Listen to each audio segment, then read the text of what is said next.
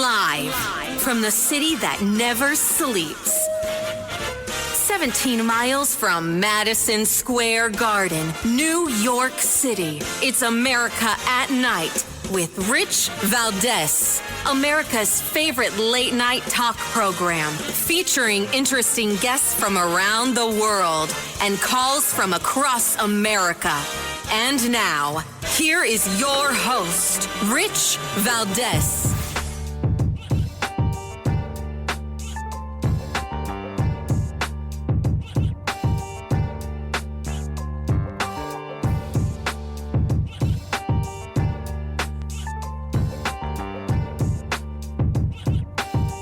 Hi there, good evening, and what's up, America? I am Rich Valdez, Valdez with an S, at Rich Valdez on all of the social media. Welcome to the Monday night edition of the program.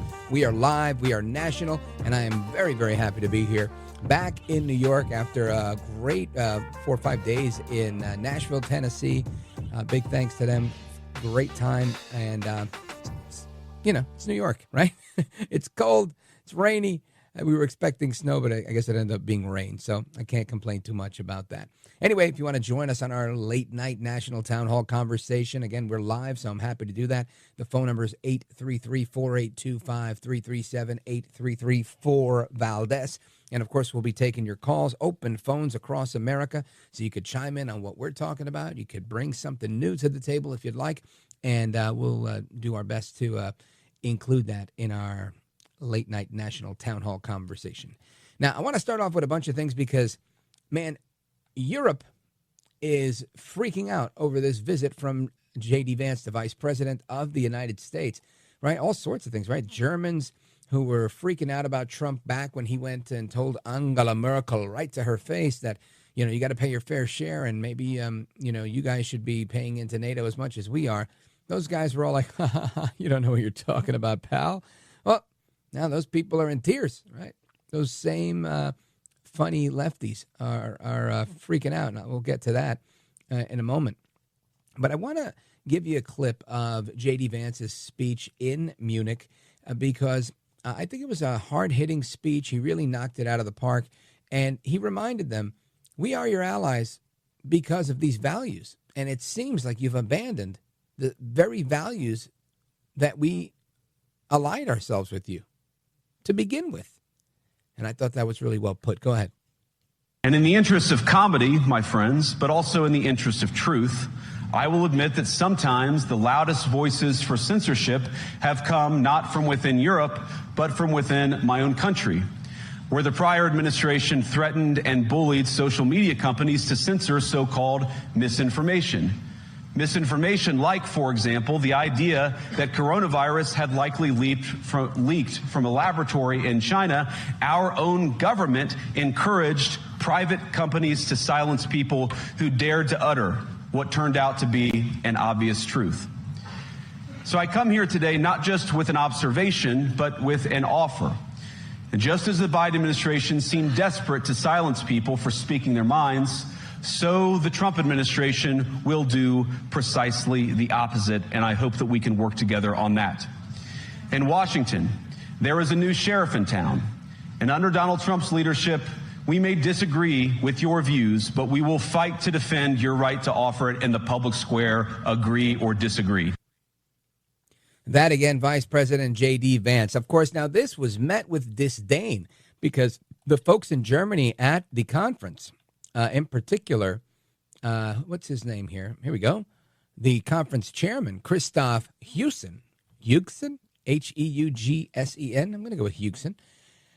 He was really taken aback by Vice President Vance's comments, and you got to wait for it. He becomes emotional in his closing remarks, and they end with a big group hug. What a bunch of sissies. Listen to this. With Ewald von Kleist, this conference started as a transatlantic conference. After the speech of Vice President Vance on Friday, we have to fear that our common value base is not that common anymore. I'm very grateful to all those European politicians that spoke out and reaffirmed the values and principles that they are defending. No one did this better than President Zelensky. Let me conclude, and this becomes difficult. Here we go. He starts grabbing his, let me conclude because this becomes difficult. This is what Arnold Schwarzenegger would call a girly man, right? This is a girly man. Man, it was, I mean, embarrassing to watch. But then again, you know, the other side of me was like, well, all right, I'll laugh at it. It was pretty funny to watch, too. The fact that, you know, I mean, he starts sobbing up there. He can't finish his speech. It's not like he was eulogizing his mom or something like that. He was saying that he didn't like J.D. Vance's speech. And he started crying. And then he went on to praise Volodymyr Zelensky, the president of Ukraine. Listen, I'm taking shots because that's part of what I do. It's kind of funny. But listen, really, come on. Crying in front of everybody because you didn't like what he said? Come on.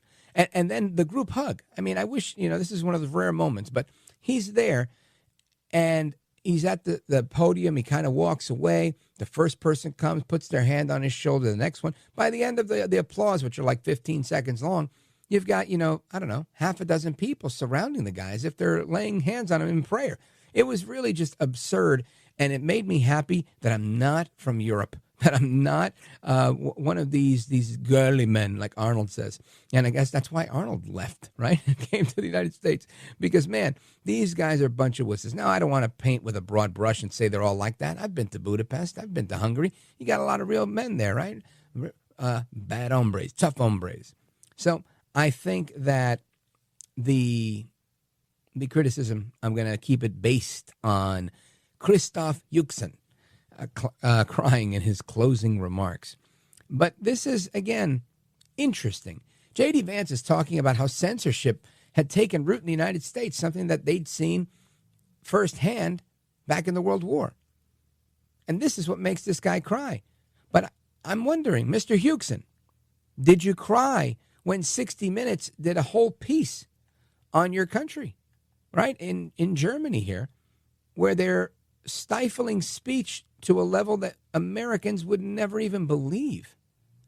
Listen to this.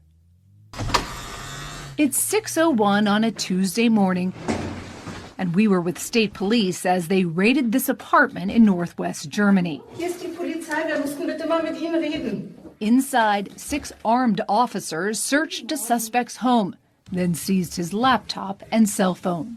Prosecutors say those electronics may have been used to commit a crime.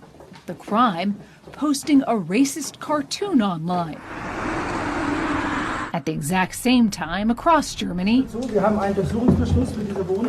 more than 50 similar raids played out. Part of what prosecutors say is a coordinated effort to curb online hate speech in Germany. Online hate speech in Germany. Imagine that. So again, if you post something that is offensive to someone, the German state police might come, knock on your door, take your computer. I mean, does this sound okay to you? Now, listen, if you're an American, you're probably freaking out about it. If you're in touch with your values and your Americanism. If you are, I don't know, a Silicon Valley former Twitter person, then you're like, no, that's pretty cool. Why? Because you guys remember, before Elon Musk bought Twitter, they based all of their rules for arbitration, all of their legal handling was based out of Germany. Now we know why. Because that's how these lefties handle their business. They want to shut you up. And if they can't shut you up, they will take away your computer.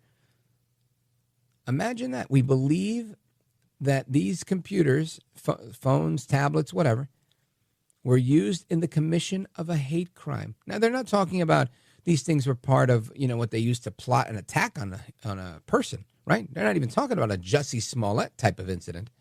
No, they're talking about a cartoon, satire, that they are labeling hate speech. And maybe it was hateful.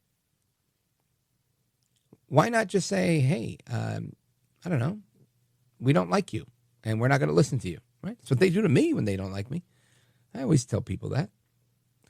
Got to tell you, this is a scary thing. If you're an American, you believe in free speech, you should look at this and be concerned.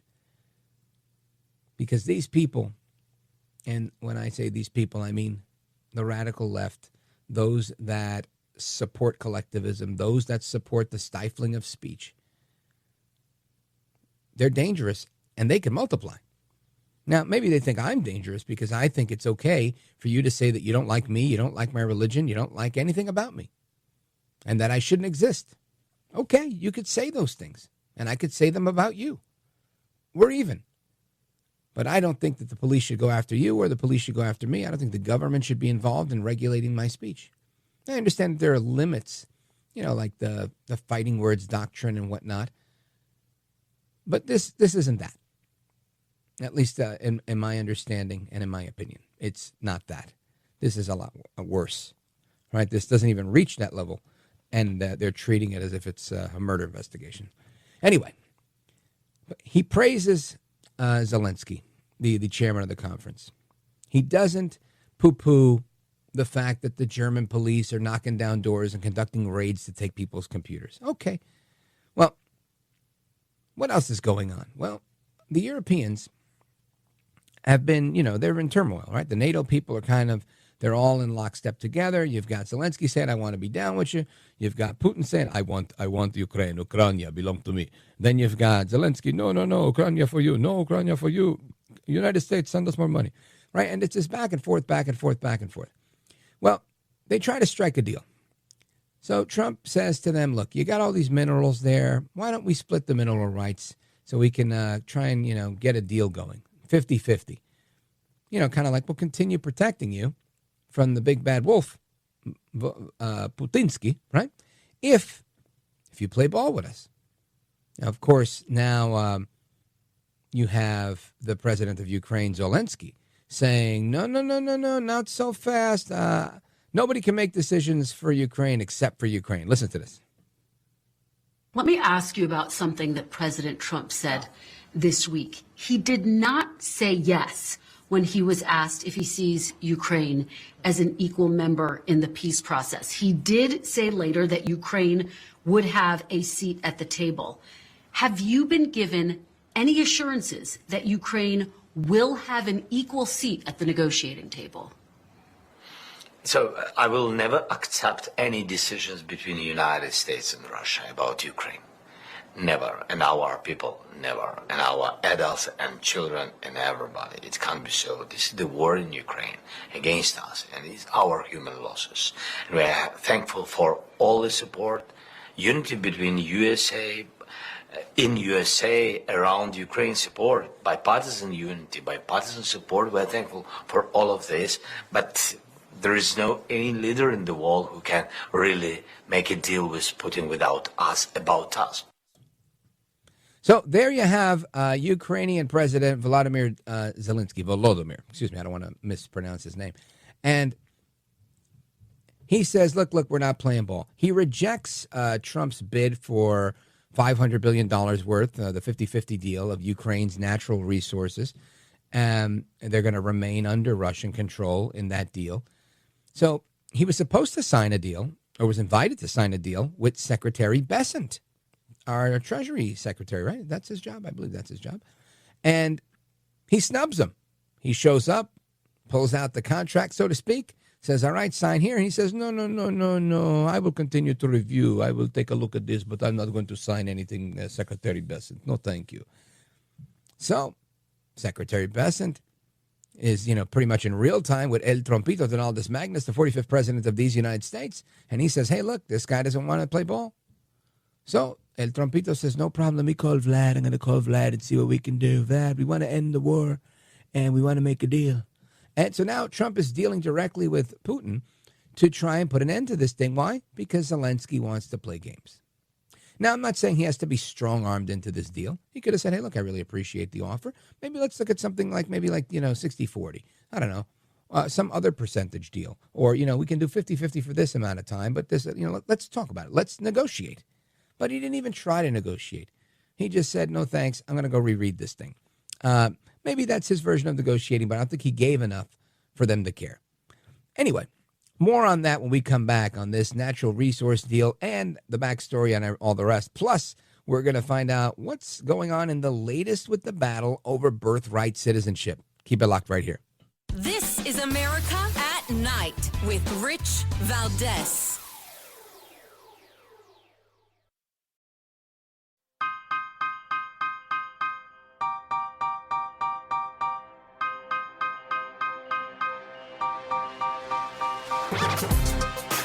Look at Rich Valdez. He's now a radio host, and he's a great radio host. America at Night with Rich Valdez. President Zelensky has this weekend rejected a bid by the United States for access to $500 billion of mineral resources in return for further military support or security guarantees. In an interview with the broadcaster NBC, Mr. Zelensky questioned whether minerals in areas currently held by Russia might be handed over to President Putin. Well, Ukraine holds huge deposits of critical elements and minerals, everything from lithium to titanium. It also has sizable coal deposits, as well as oil, gas and uranium. But much of this is in territories that are currently under Russian control. That's a report from the BBC. And again, that's what we just discussed, that the Ukrainians are not willing to deal with the current offer on the table from the Trump administration to split the mineral rights that are worth about $500 billion by some estimates.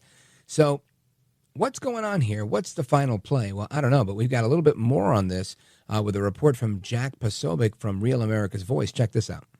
What Zelensky didn't know was that during that same time frame, President Trump was holding another conversation, a conversation directly with Now, this, again, is Jack Posobiec giving some play-by-play.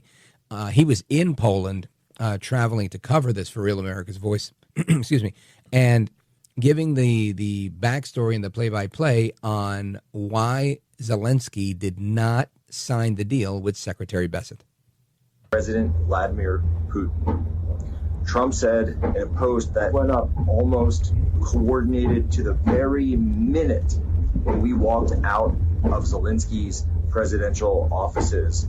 He essentially was saying that the United States and Russia are going to look to work together on all partnerships, all cooperation, working together not just to end the Ukraine war, but also looking to potentially open the door towards renormalization of ties economically and otherwise between Russia and the West. So rather than stay on the escalatory spiral of NATO and Russia going back and forth, try to find a way off of that. And President Trump said that he and Putin had a long conversation, but Putin emphasized the need for common sense, a refrain of President Trump's from during the campaign. And also, very significantly, President Trump said that he agreed to host Putin in the United States, as well as he himself, President Trump, travel to Russia. Wow. So we've got some developments there with Putin and El Trompito potentially meeting. And we'll see how this ends up. I have a lot of confidence that President Trump will be able to engineer a deal that will make a lot of sense where everybody wins. And, you know, everybody takes a haircut too, right? Sometimes that's how deals work. But ultimately, people get what they need. So anyway, I want to talk about immigration because the battle between AOC and Tom Homan continues. We're going to get into that in a little bit. Plus, what's going on with birthright citizenship? The courts are still involved. The battle rages on. We're going to get an update on that straight ahead. Plus, your calls and more coming up. 833-482-5337, 833-4-VALDEZ.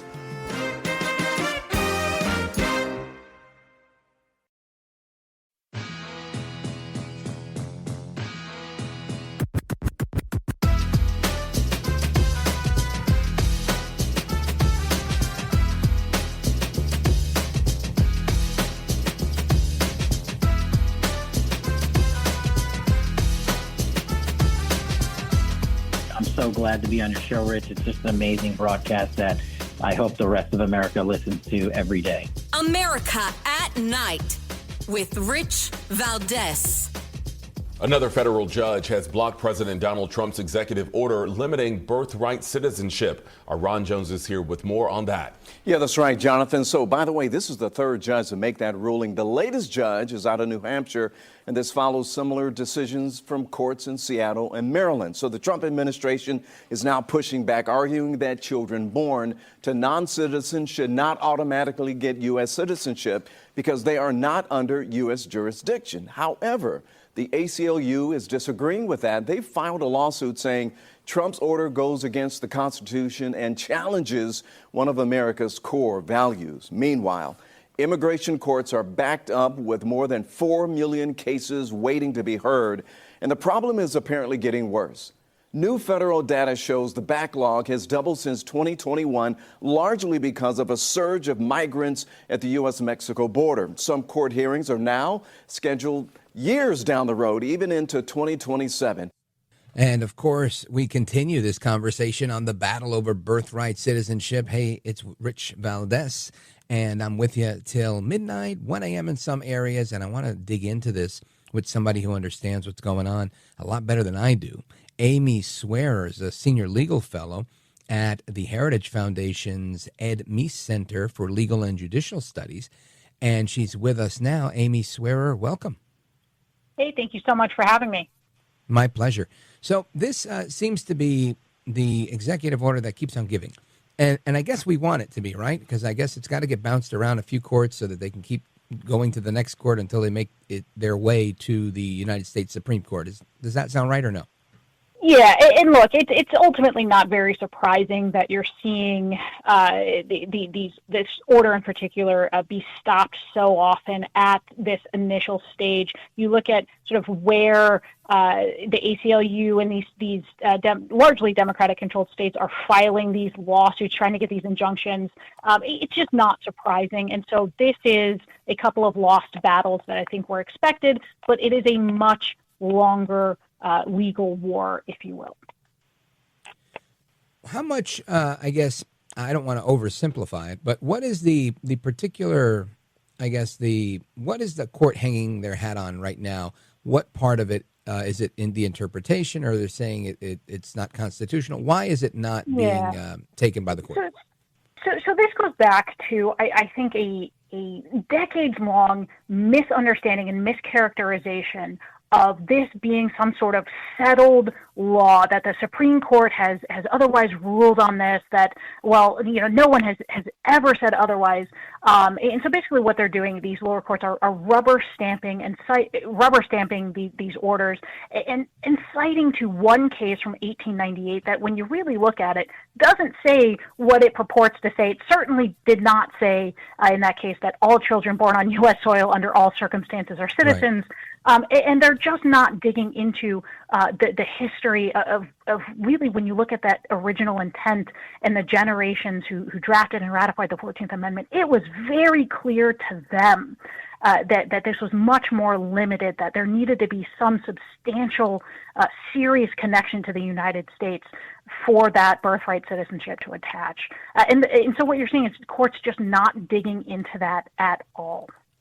Now, is this cowardice? Is this them saying, you know what, I don't want to touch it, let's leave it for the SCOTUS? What do you think the reason is? I honestly think, when you look at this, there has been, again, for the last probably 50, 60 years at least, a prevailing academic consensus, right, that it would be almost absurd to them to look underneath this, right? So the people who, like President Trump, like I would say, historical originalist scholars who are actually looking at this, it's never occurred to a lot of people to look beyond this, to say, well, what did Congress actually mean by this? What was the history and tradition? What was the executive branch doing in those decades afterwards? And if they did, right, they would find that the executive branch in the decades after the 14th Amendment was ratified was abiding by practices almost identical to what we're seeing Donald Trump do now. But again, I think it's unfortunate that there's just this prevailing academic consensus that refuses to even look underneath the surface to say, well, okay, no one really questions this now, but what did it mean at the time? Now, would you say that this is activists, both in the field and those maybe on the bench, that have created this false understanding amongst the academics, or was it genuine, maybe a disagreement on how this 1898 case ended? Well, so there certainly wasn't disagreement at the time. I mean, you can find law review articles and academic scholars, at the time saying, hey, this is actually a very limited ruling. So when you look at this case, Wong Kim Ark, all it stands for is it's a very limited premise that if you are born in the United States to parents who are lawfully present and permanently domiciled, much like what we would consider lawful permanent residence today, which is what Donald Trump attaches in that order, right? Then of course you are citizens, right? And at the time, it was even a step further. There were some racial connotations where we at the time entirely prevented Chinese immigrants from ever becoming citizens. So basically you had this scenario where you could have generations of people living in America, born in America, dying in America, very much like the slaves and the descendants of slaves that the 14th Amendment was actually trying to make citizens. That's what they were dealing with at the time. They certainly, in that case, did not extend this beyond to say everyone born here under every circumstance, no matter their immigration status, is a citizen.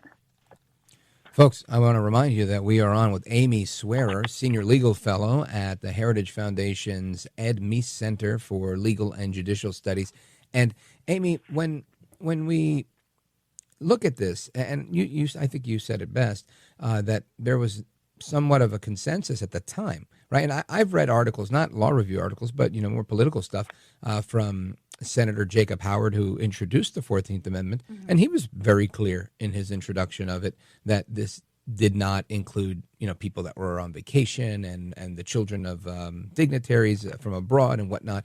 So if that was the case then, and we've seen how, like you said, the academics have changed it around, and those in favor of it have changed it around, shouldn't it be a lot easier than a Supreme Court opinion to bring it back or to solidify it, or is that the only way for this to actually take root and be real? Well, I think realistically, that is what at this point is going to settle the debate. I would point out that even up through the 90s, you had members of Congress, Democratic members of Congress, trying to do this same thing, but statutorily, right? So this is not even unique to the president's executive order here. But I think given that this academic consensus, sort of the legal nerds, if you will, have decided for so long that this is what it means, I think the only way that you are going to get sort of a final ruling on this, sort of the final word, is for the Supreme Court to finally take this up, instead of just letting, as again for many decades, the federal government has just sort of assumed, well, this is what we must do. And so kudos to President Trump for at least challenging that status quo and saying, no, we are actually going to look at the original meaning of this, and it's much more limited. And so again, I just think until you have the Supreme Court weigh in to definitively state, no, that is not what subject to the jurisdiction means. It does not mean literally everybody under every circumstance. What you would probably see, even if Donald Trump were successful and a lower court upholds it and the Supreme Court doesn't take it up, you'd see immediately the next president come in with an executive order undoing that.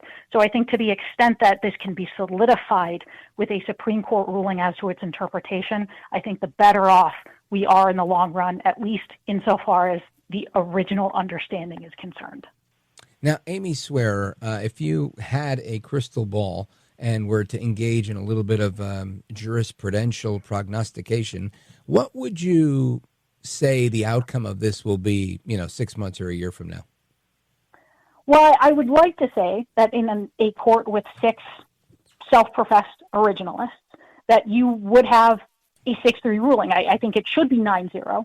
But I think if they're looking at this from an originalist standpoint and they are really digging into that history where everybody at the time understood that this meant you had to be not subject to any foreign power, right? You had to be meaningfully connected and owing meaningful allegiance to the United States. I think that's a very easy case. Given that, in my other day job, I do Second Amendment work, and we now have a Supreme Court that, won't do things like take up an assault weapons case, to vindicate their Second Amendment rulings. Sometimes it's hard to say. It's hard to say, well, it should be 6-3, but who knows? So I'd say it should be 6-3, should be 9-0.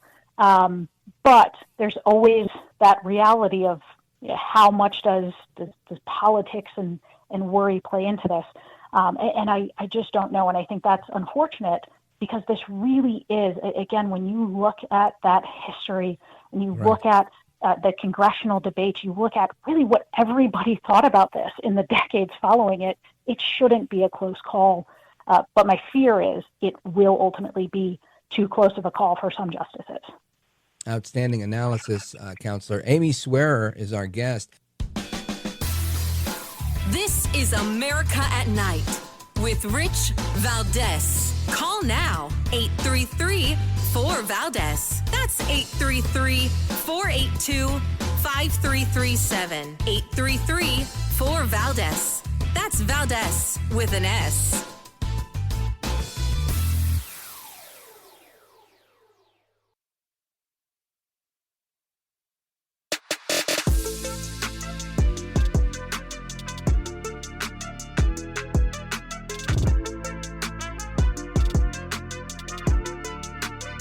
Call now, 833-4VALDEZ. That's 833-482-5337. 833-4VALDEZ. That's Valdez with an S.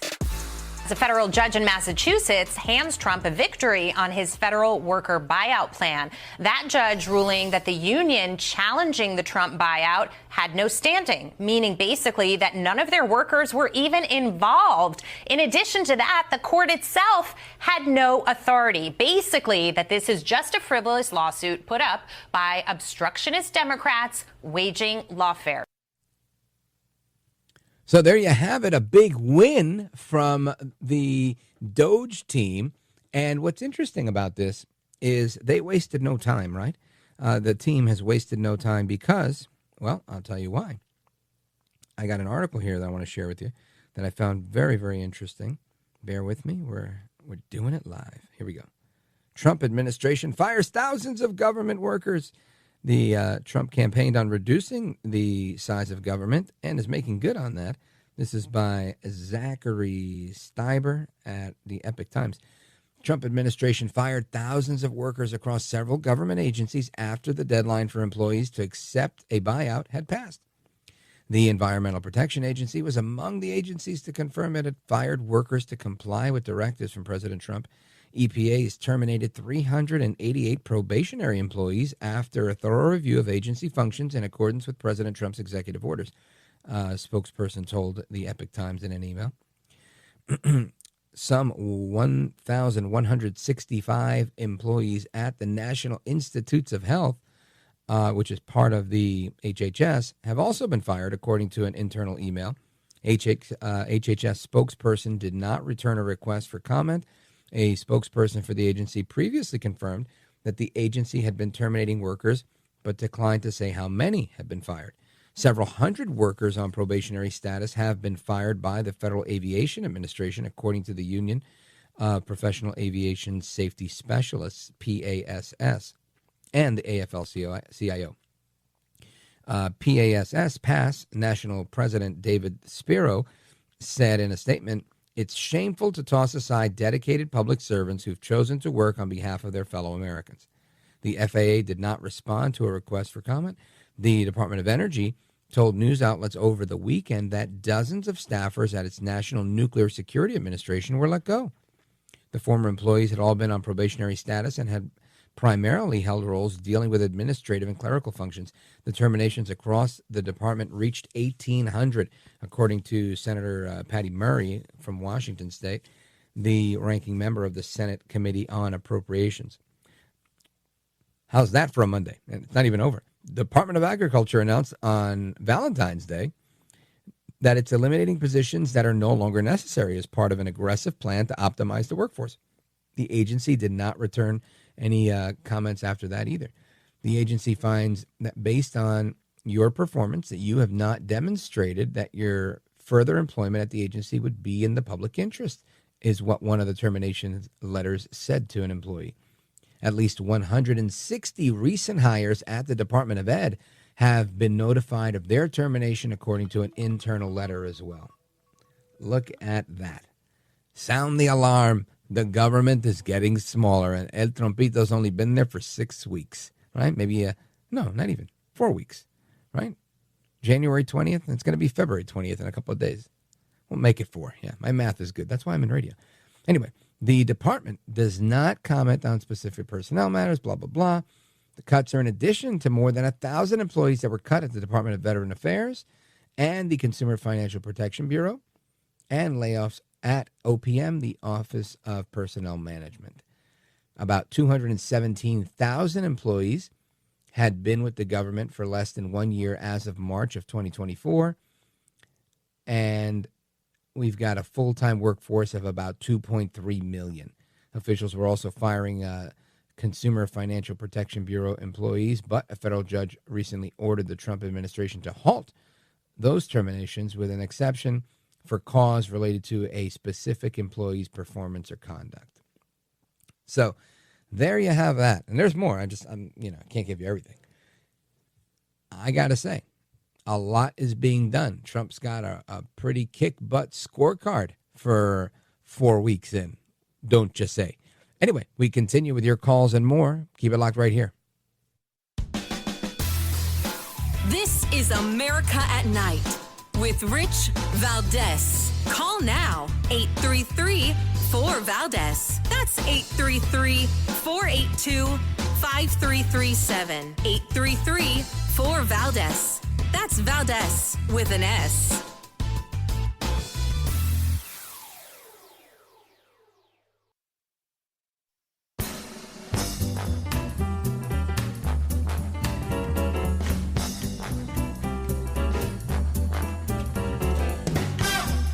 All right, amigos, we come back. Your calls and more. Open phones across America, and we have a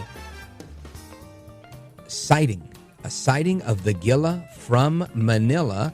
Gil from Manila, Philippines. Go right ahead, sir.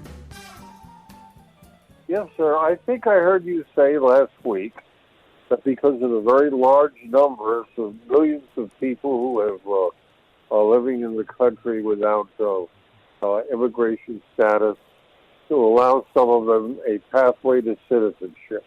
No, you misheard. What I was saying, Gil, was that President Trump has indicated that he wanted to make a deal with the recipients of DACA, Deferred Action for Childhood Arrivals, which was something that President Obama put into place. I think everybody should go, but I don't believe that's going to be the case, and I base it on Trump 1.0. So I don't think Trump 2.0 is going to be that different. And it's not a criticism. It's really more of an observation. It's that I just don't see the writing on the wall from happening. Matter of fact, about 10 minutes ago, I saw Tom Homan speaking about that specifically. Go right ahead. Well, I lived through the amnesty in 1987.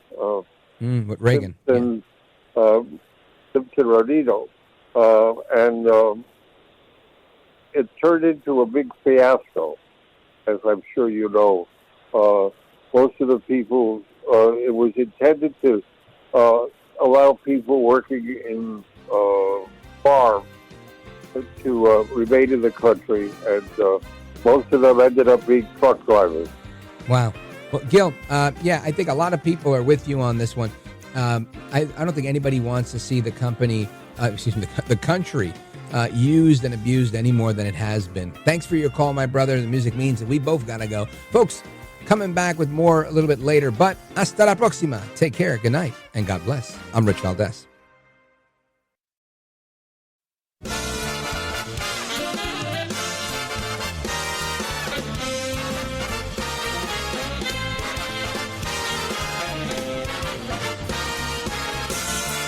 Live from the city that never sleeps.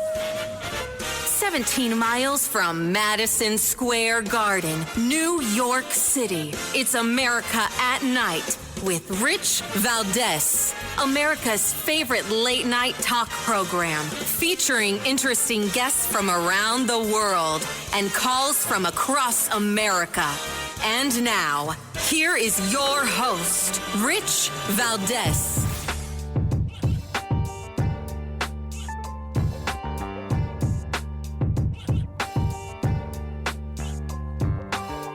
Hi there, good evening, and what's up, America? I am Rich Valdez, Valdez with an S, at Rich Valdez on all of the social media. Welcome to another hour of the Monday night edition of our program. We are live, we are national, And I'm thrilled to be with you guys. Hoping you'll give us a call and join our late night national town hall conversation.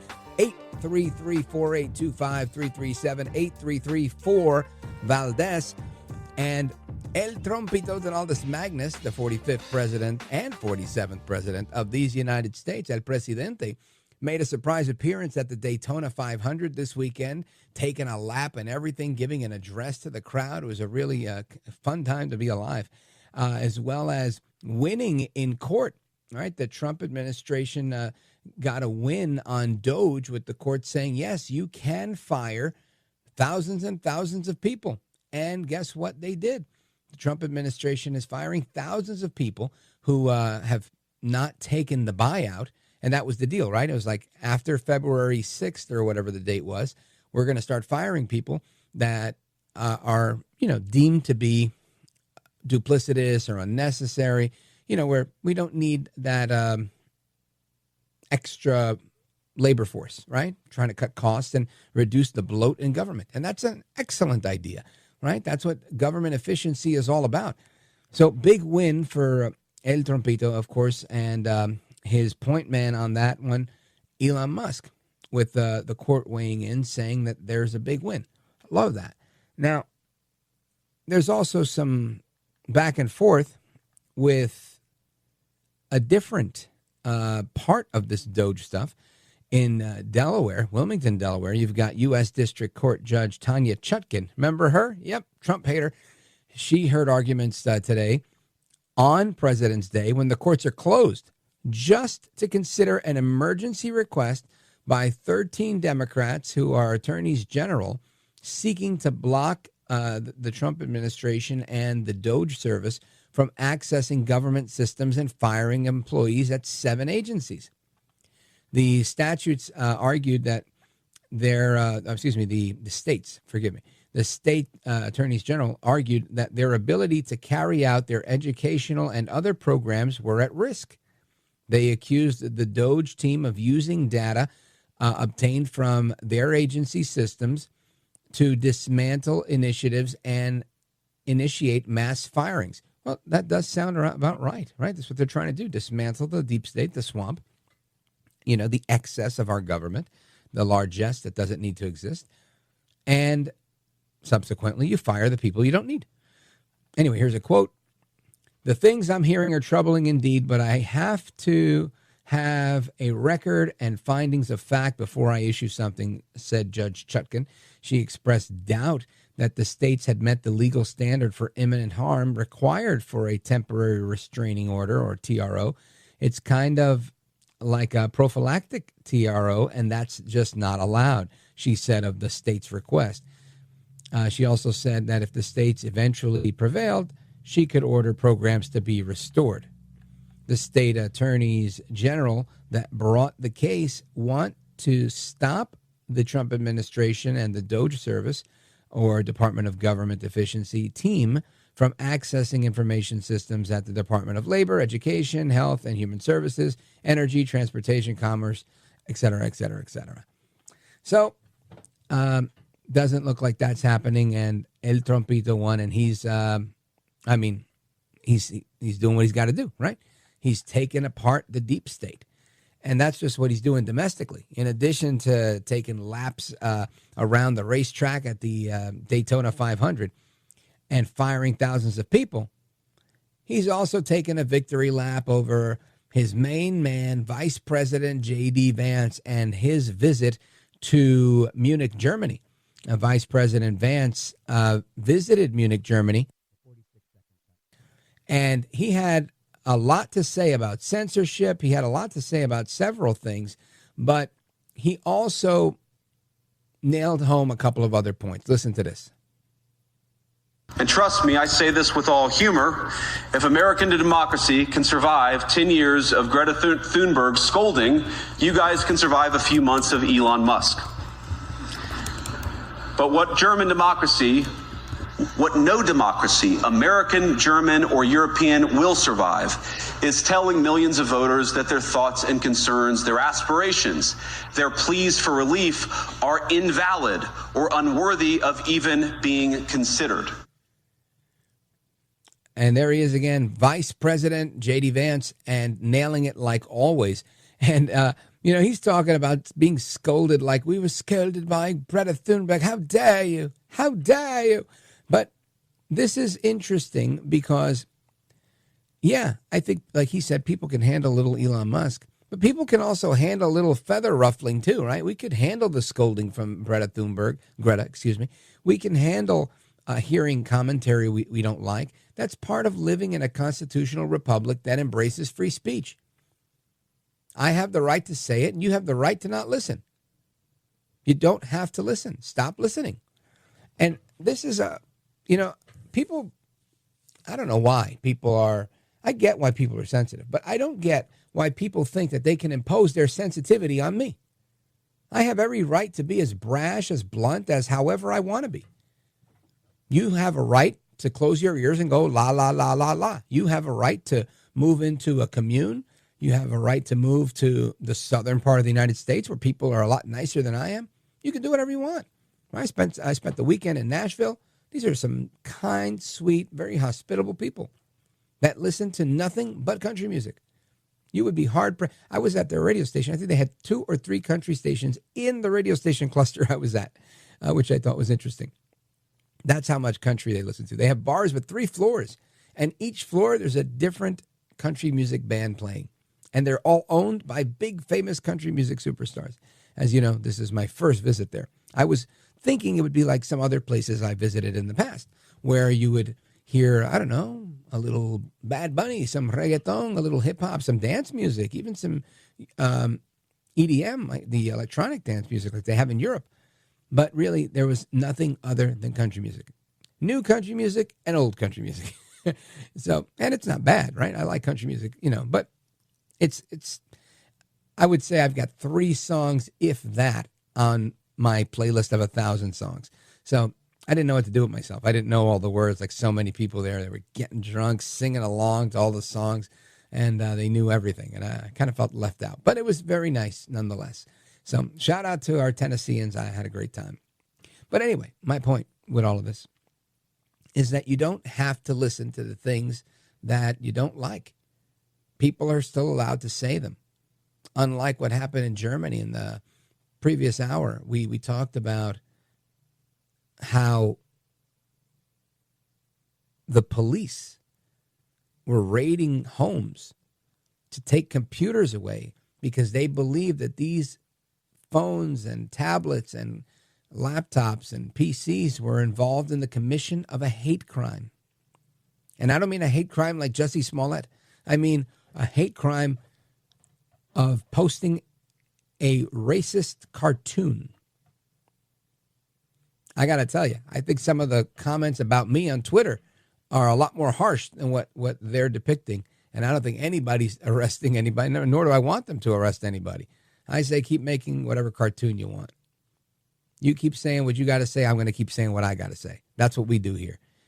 Anyway, we're going to continue saying what we got to say straight ahead. Plus your calls, 833-4825-337-8334, Valdez. And I want to get an update on tariffs because El Trompito was at the Daytona 500 and on his way out, getting back in the beast before they peeled out, he decided to give a couple of comments to the press about tariffs and about inflation, and we're going to get to the bottom of both of them when we come back. This is America at Night with Rich Valdez.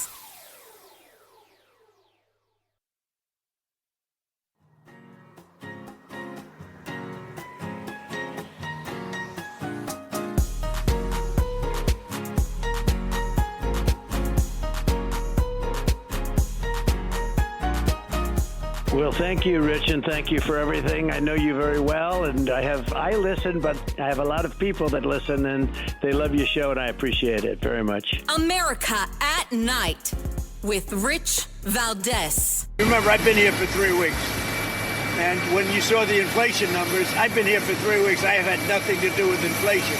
This was caused by Biden. I had 4 years of virtually no inflation, so I'm just taking over. But I'll tell you what.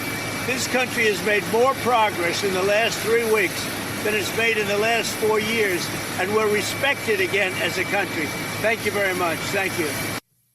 That is El Trompito Donaldus Magnus, the 45th and 47th President of these United States, El Presidente, and Donald J. Trump outside of the beast as he took a lap at the Daytona 500. And we're going to get into that in a little bit as well. But right now, I want to focus on what he said. He said, I've been here for 3 weeks, and he's right. It feels like 6 weeks, 5 weeks, right? But it's actually been 3 weeks going on 4. He came in on January 20th. It's the 17th of February, so just shy of 4 weeks. And he's right. This isn't on him. Nothing that he's done right now is going to be causing inflation to go up. But there's some talk about how we can handle inflation moving forward, and tariffs may play a role. So I want to get to the bottom of that with somebody who knows the economy well. He's a friend of the program. He's been a guest here before. He was an economist for Ronald Reagan. He was an economist for President Trump, and he's over at Heritage as well. Steve Moore, welcome back, sir. Hi, Rich. Happy President's Day. And by the way, Trump, I think, is, if he keeps on this pace, he may go down in history as one of our great presidents. Yeah, I agree with that. I think he's, he hasn't taken his foot off the gas, both literally and figuratively, like he did at the Daytona 500. And you heard his comments there outside of the race, saying that, don't put this on me. And I love that because it's true. But, otherwise the media will have a field day saying, oh, well, it's because of him and the tariffs and this and that. And that's what's going on. And some people will end up believing that. Talk to us about that. Yeah. So the last 3 months, let's see, November, December, and January, we saw really, ugly turn on inflation. It started to spike up again. And I believe one of the reasons for that, and incidentally, the average inflation rate when Biden was president was almost 7%, and the average inflation rate in Trump's first term was less than 2%. So we know who causes the inflation. It wasn't Donald Trump. I think what happened was you may have noticed that in the last month or two of the Biden administration, all of the Biden people and all the agencies just were in a mad scramble to spend every single penny they could get their hands on. I mean, they were literally shaking, almost literally shaking the sofas to see if they could find money stuck in the cushions so they could spend it. And we had this massive spending spree that it reaccelerated the inflation. So this is an important point because the Biden people are saying, oh, Trump is inheriting this great economy. Everything's wonderful. Well, no, it isn't. We've got a real cleanup job ahead of us. And one of the things we have to do is bring inflation back down. And that may take a few months. I want to be honest with your listeners. I mean, we're in a deep hole. It's going to take a while to get the inflation rate down. And then we got some new budget numbers that just came out the other day that showed in the first, 4 months of this fiscal year, because, the fiscal year began in October. So for October, November, December, and January, the spending is up something like $250 billion over last year when we ran a $2 trillion deficit. So the budget is just a god-awful mess right now. I mean, the amount of overspending is unprecedented in American history. So we have to, that's why what DOGE is doing is so important. And how about the fact, did you see, Rich, this story that was carried by Fox News over the weekend, that there was 1.9 billion with a B that was misplaced. I'm using that. That's the term they use, misplaced by the Housing and Urban Development. How do you misplace $1.9 billion? Oh, this was the proverbial gold bars that were MIA, right? That Exactly. Lee Zeldin was talking about. Unbelievable, Steve. No, it's the amount of financial malfeasance by this administration that just left office, I think is unprecedented in the history of our country. And there was another $20 billion. By the way, folks, I want to make sure people know I'm talking about billions, not millions. We're talking about millions, billions, trillions in Washington, but billions of dollars, $20 billion that the EPA administrator, Lee Zeldin, discovered that the Biden people passed out in just the last few weeks. In $20 billion that went on all these climate activist groups and all these Green New Deal groups and so on. I never heard of half of these groups, but $20 billion, that's like, you mentioned that I'm a senior fellow at the Heritage Foundation. We're the largest conservative foundation in the country. $20 billion is like 200 Heritage Foundations. Wow. That's serious. Now, it is. Steve, I want to talk to you about this inflation because you did a great job outlining it. And you said it's going to take a while, and I'm guessing because of interest rates. How do you expect interest rates to go? Well, first of all, again, I want to repeat this point loud and clear. The reason that the inflation rate went through the roof under Biden, remember it was 1.5% when Biden came in, and then 18 months later he took it to 9.1%. The reason that happened is Biden had the biggest spending spree in American history. Remember, they passed all the, I can't even remember all the names of those bills, Build Back Better and the so-called Inflation Reduction Act and this and that. And they spent all of this money, and that when you spend and print money, that causes inflation to go up. So I'm asked, I think, I've been asked 10 times today, by reporters, do you think Trump is going to reignite inflation? I say, no. First of all, we know that's not going to happen because it didn't happen the first time he was president. And the second reason, if you look at what Donald Trump is talking about doing, it's almost all, disinflationary. So, for example, he wants to drill, baby, drill. We're going to produce more oil, gas, and coal. Well, what does that mean? What's that going to do to energy prices? Well, you know the answer to that, Rich. It's going to bring them down. If you have more of something, the price falls. If something is in shortage, the price rises. He is deregulating the economy, getting rid of very expensive regulations in our business. That allows them to cut costs and cut prices. We're going to make the Trump tax cut permanent, so that these lower tax rates stay in place and American companies can produce more. And all of these things are going to cause prices to fall. Now, the one exception to that is the tariffs, and it is possible that tariffs could, slightly cause prices to rise, because if you put a tariff, say, on a, toy or some product that comes in from China, and you buy that, you're going to probably pay some of that tax. But I don't think that Trump's policies are inflationary. I think they're disinflationary. All right, Steve Moore, stick with me. I want to come back and talk a little bit about tariffs.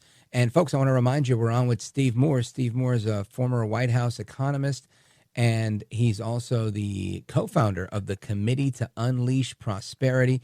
You can definitely check out their website, committeetounleashprosperity.com. Sign up for their newsletter. And a little plug for the newsletter, I check it out daily. It's great stuff. It's great for your show prep. It's great to know what's going on. Really is good stuff, and it's absolutely free. So check it out and sign up for that email. Folks, we're coming right back with Steve Moore. Don't go anywhere. I'm Rich Valdez.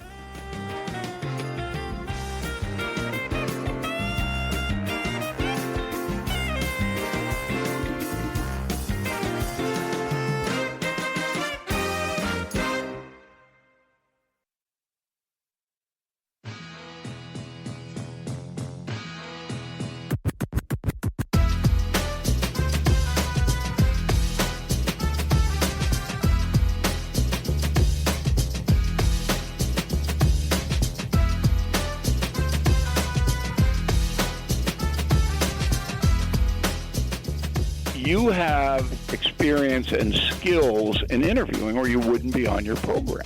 America at Night with Rich Valdez. We're having reciprocal tariffs. Whatever they charge, we charge. Very simple. If a certain country like India, which is very high tariff, if they charge us X dollars, we charge them X dollars. It's all right. It's a fair thing to do. Even the media said it was fair. And it's going to be very good for the United States. That again, President Trump outside of the beast as he was departing the Daytona 500 after he took a lap, and he's discussing tariffs. And there's some speculation that tariffs may be playing a role with inflation, increasing it. Steve Moore says no. Others are saying that tariffs are going to help stop inflation. I want to hear from him as well. Steve Moore, welcome back. Your thoughts? So, Rich, first of all, I am a free trader. I believe that this is basic economics, that when two parties freely trade with each other, they're both better off, and that's the same with when two countries trade. But Trump is also right that these other nations are charging more than we charge, and it's not a level playing field.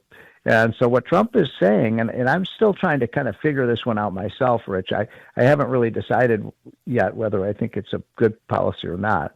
But I want to just explain it to your listeners that what he's saying is if we have because we do have the lowest tariffs in virtually the entire world. So other countries are charging higher than we do. And he's saying to these other countries like China and like the Europeans and like the UK and Japan, you have to lower your tariffs to our level, or we're going to raise our tariff to your level.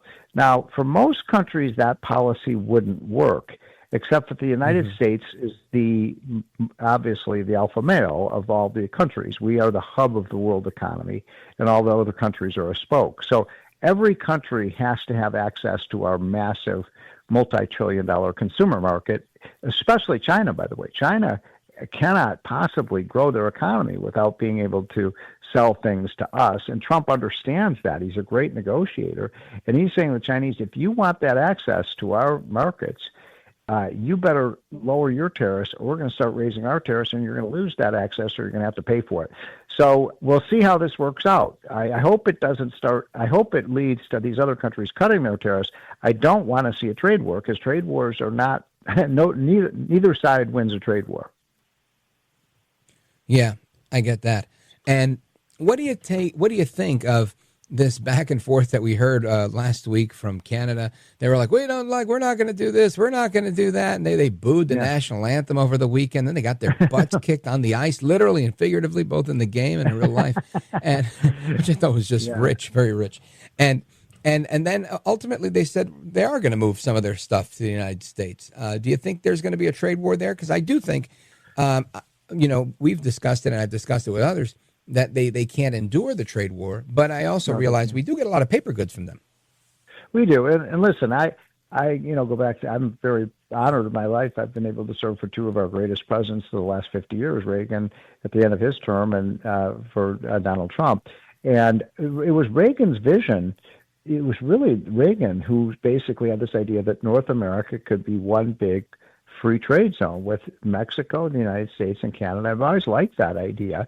But Canada keeps raising their tariffs on us, so they're not playing by the rules, and Trump is coming down on them. And Canada, of course, is another country that couldn't possibly grow if they didn't have access to our market. So I think that at the end of the day, I'm going to make a prediction that these other countries will lower their tariffs, and we could have freer and fairer trade if this policy works. Now, I do not like steel tariffs. I don't like that idea because we tried that in Trump's first term.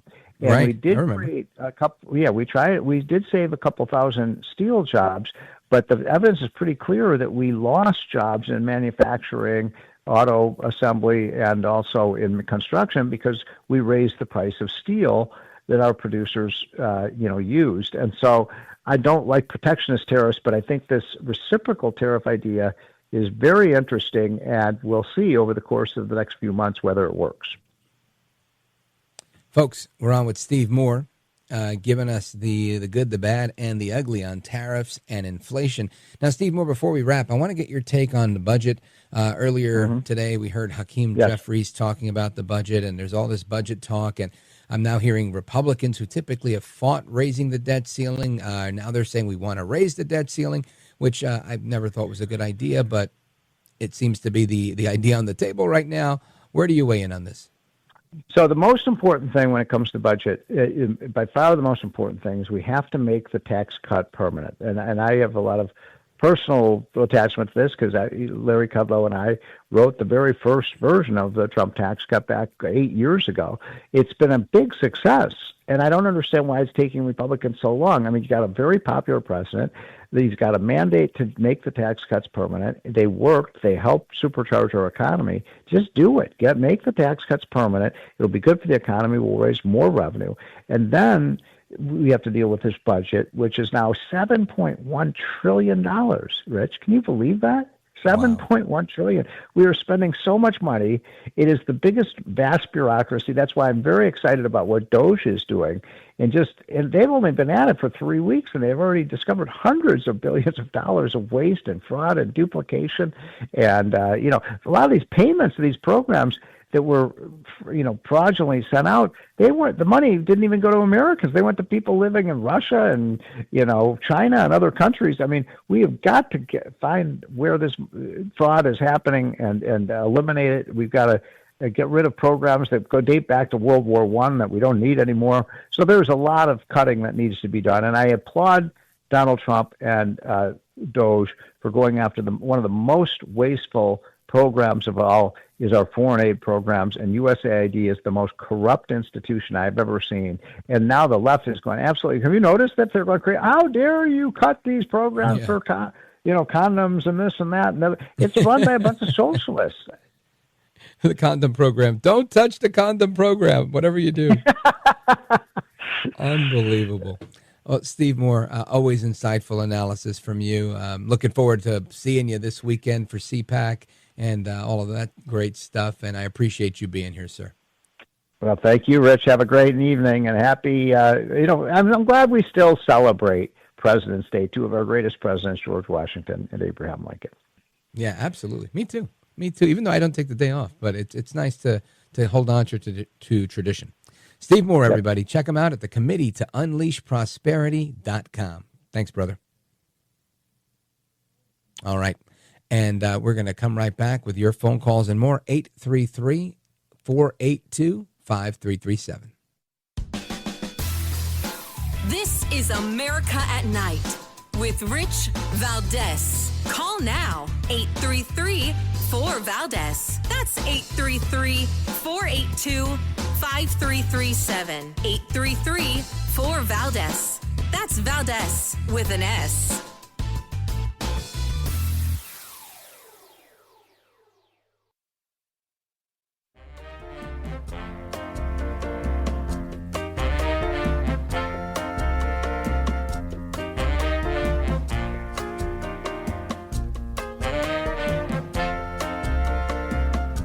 Call now, 833-4VALDEZ. That's 833-482-5337. 833-4VALDEZ. That's Valdez with an S. Do you think President Trump is negotiating in good faith? I hope so. I hope so. Yes, I count on it. I count on it very much.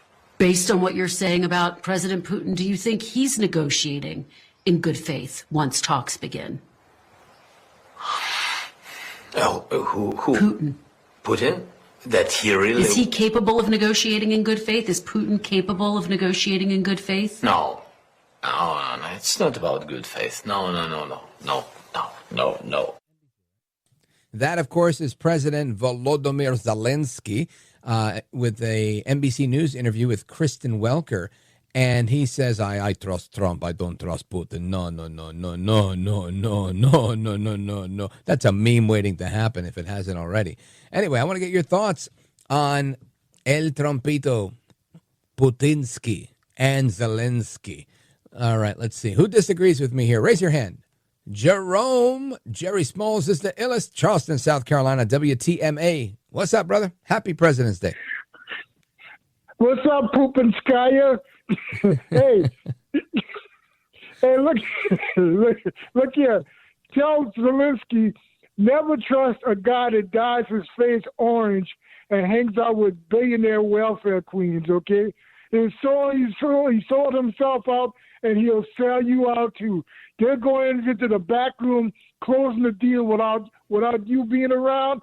Oh, hell no. I ain't going for that. Jerome, listen to me. Now listen, check it out. Number one, I think it's tanning, right? I don't think it's dye, number one. Number two, the big issue here is why wouldn't he trust someone from the United States? Trump, when he was in office, questioned it, but he sent lethal aid, a lot more than Obama ever offered. Then comes Biden and gives the house away. I think if I were Zelensky, I would say, no, you know what? I love the Americans. The Americans are my gravy train. They are my meal ticket. I love those guys. What has Putin given him? A world of hurt. So I wouldn't trust him either. But I get it. I get the premise of it. I appreciate it. Jerome in Charleston, South Carolina, WTMA. I don't know. What is a Putinskaya? Okay. Anyway, always a pleasure. Nick in Chicago, Illinois, WLS. Nick, what's on your mind? Hey, thank you very much for taking my call. First, may I say Zelensky's first name has nothing to do with you. You actually are very close compared to some people. Some people don't even seem to try it. It's Volodymyr. Volodymyr. Volodymyr. That's like even better. Dimir, Volodymyr, like Volo, Volodymyr. Vladimir is the other guy who goes by the name of Putin. Okay, I was going to say that my parents are from Ukraine, or were from Ukraine. My father was Ukrainian. My mother was Polish from Western Ukraine. There are a lot of them out there, a lot of Polish, because the border used to be the other way around a little bit. And unlike Eastern Ukraine, where a lot of Russian people during the USSR period were allowed to stay there on purpose to be nationalistic in case they came in handy someday, which Putin used that excuse that my people are being oppressed. Some were, and some Ukrainians were, but he used the excuse that it's a massive Nazi oppression against my people, as if 73% of the Ukrainians who voted for Zelensky, a Jewish man, were Nazis, you see. But anyhow, Putin's main contention to not want Volodymyr Zelensky to be and the Ukrainians to be involved with these negotiations is that it's not a legitimate government. In other words, his man that was ousted during the Kiev uprising, which I've called the shots on as accurate, except for the North Korean troops coming in. I've called the shots on as accurate since the beginning. Anybody who listens to radio talk shows knows that. But this man, Putin, it's not just him. He's the new Stalin. Stalin hurt the Ukrainian people one lifetime ago in the early 30s. It's not really that long ago historically, by creating a famine. You're talking about like the Ukrainian famine. Between 4 million up to 7 million died about a year's time. And it was because of punishing the Ukrainians for wanting to be independent. Then it was brought in, and it was part of the USSR, also called the Soviet Union. It was a big deal to secede like that. The Ukrainians thought they could do it, and they found out they couldn't, and they paid a price for it. Now we got Stalin number 2, goes by the name of Putin. Look, Kremlin is like a zoo full of vicious animals. They're called politicians. They're the ruling people there. Everybody knows who's a citizen that if you stand up to it, something's going to happen to you. Some do it. The younger ones are idealistic and get whacked by the police and dragged off somewhere and sometimes put in jail for a while. But you can't trust this guy. Could the world have trusted Hitler when he took Czechoslovakia, when it was one country, after previously acquiring the Sudetenland and putting his forces into there, and easily then being able to capture the rest of that country, and then the land that was given to. So bottom line here, Nick, not to cut you off, but we're going off into a tangent here, is that you don't think that they're going to reach a deal. You can't trust them. No, Zelensky is right. Volodymyr Zelensky is right. You can't trust these people in Russia. They have a history, historically, for centuries, actually, of being aggressive against the eastern areas, going up through Asia, acquiring all that land. You can't trust these people. And I agree. I don't think that Putin is this is a guy who's like, hey, look, by the way, I think we used to own this land, so I'm taking it back. Now, I've had some people tell me that, this is kind of like the Panama Canal, that it was intended, you could use it, but you can't keep it forever. And at any time we can come and take it back. I don't know. I'm going to get to the bottom of it. I'm going to find the right people who know all about it. But the way it looks right now, it doesn't look good. Nick in Chicago, thanks for the call. Shout out to WLS. Much appreciated. I'm going to take a pause right here before we go to La Plata, which will, for now and for eternity on this program, be known as La Plata, Maryland, WMAL. We're going to go to that next, then Atlanta, Georgia, then Boise, Idaho, and so much more. 833-482-5337, 833-4-VALDEZ. This is America at Night with Rich Valdez. Call now, 833-4-VALDEZ. That's 833-482-5337, 833-4-VALDEZ. That's Valdez with an S.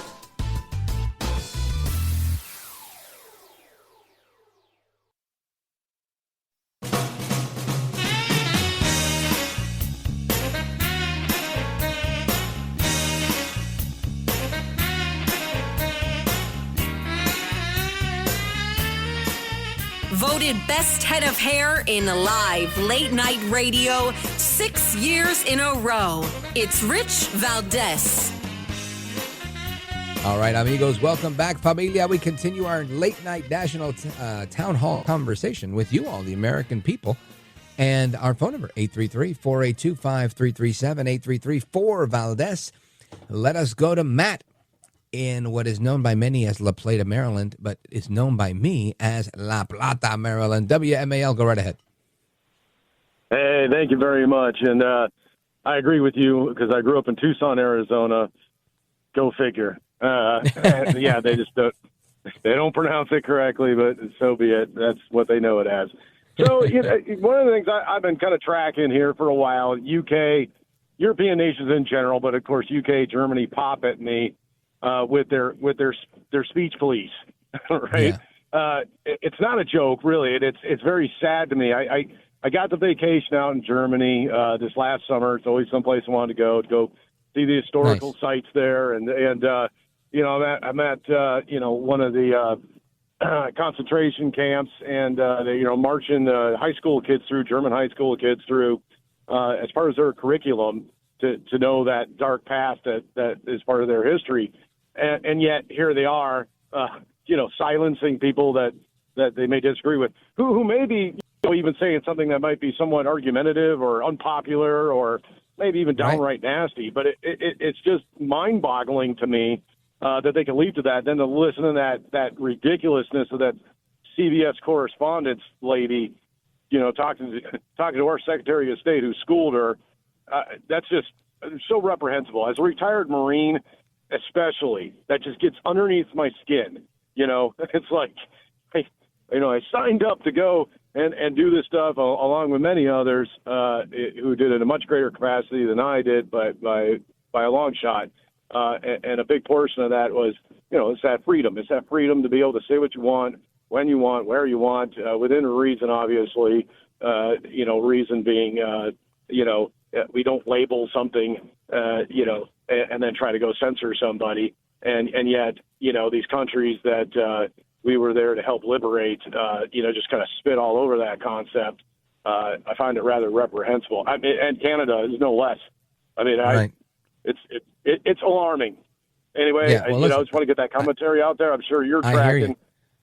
Well, Matt, I just want to thank you. I want to thank you for your service to the country. Obviously, that's important. And you're right. And I agree with you on this point. And I'll probably even go a step further and say, even, you said free speech within reason. I think even when it's not within reason, right? People who want to talk about white supremacy, people who want to talk about all sorts of crazy things. I'm with that. Go ahead. Talk about whatever you want. Whether I agree with you or not is irrelevant. Have the conversation. May the best thought win, right? I believe in the marketplace of free ideas. So, Matt in La Plata, Maryland, thank you for your call, my brother. Good to talk to you. Folks, we continue our conversation, our late night national town hall conversation straight ahead. We're going to talk about the Daytona 500 and so much more. Keep it locked right here. I'm Rich Valdez.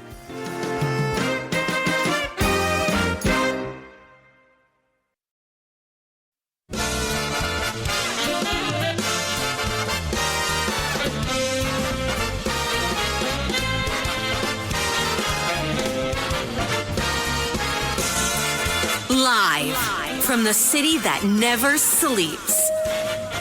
17 miles from Madison Square Garden, New York City. It's America at Night with Rich Valdez, America's favorite late night talk program, featuring interesting guests from around the world and calls from across America.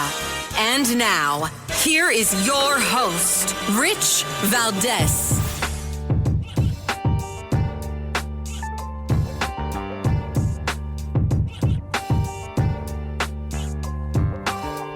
Hi there, good evening, and what's up, America? I am Rich Valdez, Valdez with an S, at Rich Valdez on all of the social media. Welcome to the Monday night edition of the program. This is the coveted hour of the program that you need to be listening to. If your station doesn't carry it, shame on them. Just kidding. Anyway, I want you to call in tonight, 833-482-5337, 833-4-Valdez. And truth is under attack as well as so much more, right? Being American is under attack overseas. They didn't like what J.D. Vance had to say when he was visiting in Munich to deliver a speech at the security conference there. And the one guy, let me see if I remember his name here, but he was the chairman, or is the chairman of the security event. Let me see. Munich Security Conference Chairman Kristen Smeehuyzen. This man began crying in the final moments of his speech during his closing remarks, going, literally breaking out into tears. I played it earlier, but I'm playing it again because I want you to hear this. With Ewald von Kleist, this conference started as a transatlantic conference. After the speech of Vice President Vance on Friday, we have to fear that our common value base is not that common anymore.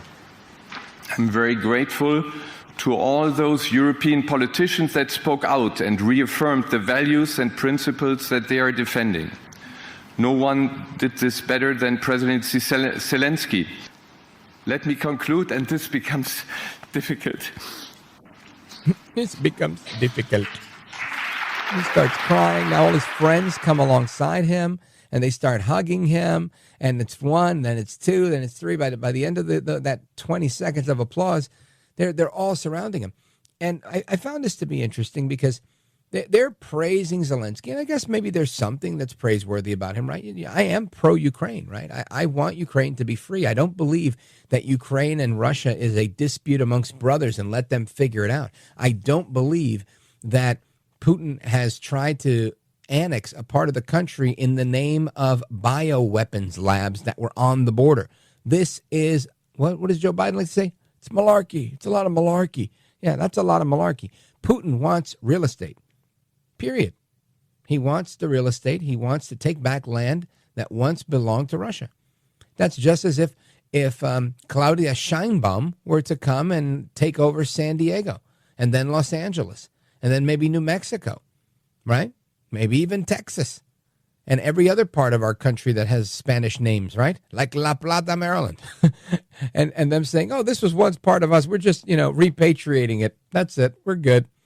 Just imagine that, right? Of course we wouldn't stand for that. So why would the Ukrainians stand for that? But yet there's so many people out there that want to say, oh, no, because this is just a disagreement amongst brothers. No, this is war. This is war that happened because of Biden's fecklessness, almost even, I would say, Biden's invitation, right? Because this is crazy. Anyway, there's a plane down. I haven't mentioned yet, but there was a Delta flight that crashed in Canada. No fatalities. This plane landed upside down. I actually saw this about an hour before I got on the air and didn't want to get into it for whatever reason. I feel like we talked a lot about plane crashes already. I believe there's a news conference going on right now as we speak from the Canadians. And Deborah Flint, who's the president and CEO of Greater Toronto Airports Authority, she's giving an update on the crash. And the update that I've received thus far is that there were no fatalities. So thank God. Amen. Praise God. Hallelujah for that, right? Last thing we need is that. And everybody that I flew with, by the way, I was in Nashville, as you know, if you've heard me talk about it the last few days. The folks that I traveled with, everybody was nervous. I was kind of nervous too. But I tend to have good luck with certain things. And I said, you know what? There's no way I'm going to get on the plane that's going to go down. It's just not happening today. And thankfully, it did not happen. But here we are. I landed yesterday safe and sound. Thank you, Jesus. And another plane goes down. This one literally upside down. Well, I'm looking at it right now. It's literally upside down. It's just bizarre. I'm glad everybody's okay. Anyway, I just wanted to share that update with you. Now, back to Munich, Germany, back to J.D. Vance. J.D. Vance gave a kick-butt speech. We have a clip of it. Maybe I can't play it all, but I want you to get a little bit of the flavor. Check this out. And unfortunately, when I look at Europe today, it's sometimes not so clear what happened to some of the Cold War's winners. I look to Brussels, where EU commissars warn citizens that they intend to shut down social media during times of civil unrest the moment they spot what they've judged to be, quote, hateful content. So he's talking about censorship, and he talked a lot about censorship and how the values that the Europeans espoused back in World War II no longer exist today. It seems like they're now pro-censorship. Then you've got 60 Minutes that's in Germany with the German state police taking people's computers and whatnot in order to, protect a crime against a cartoon, right? It was a cartoon. They're saying that there is a cartoon that was racist, and this, in fact, was a crime. And it gets worse.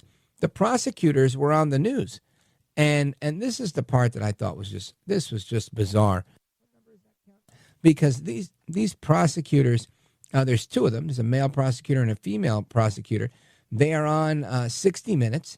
And they basically say, look, yes, it's a crime to insult someone or gossip about them. Check this out.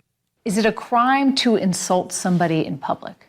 Yes, it is. And it's a crime to insult them online as well? Yes. The fine could be even higher if you insult someone in the internet. Why? What? Hold on a second. Now, she says, why is the fine higher if you insult somebody on the internet? And he's going to answer it. But I'm still shocked at the first part. Is it a crime to insult somebody in public? Yes. They say it then with such certitude. And of course they do, because they are prosecutors, right? German state prosecutors. Svenja Meininghaus is her name. And the reporter's name is Sharon Alfonsi. And what I find interesting here is the whole thing, right? The fact that I respect their sovereignty. Let me say that. If you want to make a thought police and you want to make it illegal to say things that are, if you don't have the same free speech as the United States, I understand that. I don't support it. I don't condone it. I don't like it at all. But I understand that I live in a country where I make my living based on my free speech. And that is why I have a tattoo of a microphone and headphones and the Statue of Liberty and Old Glory all wrapped into one with "We the People" at the top, because I believe in this free speech that we have. I love that we're able to say what we want to say, that we can talk about our government. We can talk about things that we don't like. I can practice my faith freely and say, here's what I believe, and I don't believe in your faith. And I can give commentary on your faith as well if I feel like it, just like people do to mine. And to me, this is a beautiful thing that is part of our beautiful country. And it's so sad to me that this is not something that people in other parts of the world enjoy. But again, the prosecutor says, yes, it's a crime to insult people publicly. And when the reporter says, is it a crime to insult them online as well? He says, yes, and he begins to explain why. Listen. Because in internet, it stays there. If we are talking here face to face, you insult me, I insult you, okay, finish. But if you in the internet, if I insult you or a politician, that sticks around forever. Yeah. The prosecutors explain German law also prohibits the spread of malicious gossip, violent threats, and fake quotes. If somebody posts something that's not true, and then somebody else reposts it or likes it, are they committing a crime? Yeah, in the case of reposting, it is a crime as well, because the reader can't distinguish whether you just invented this or just reposted it. That's the same for us.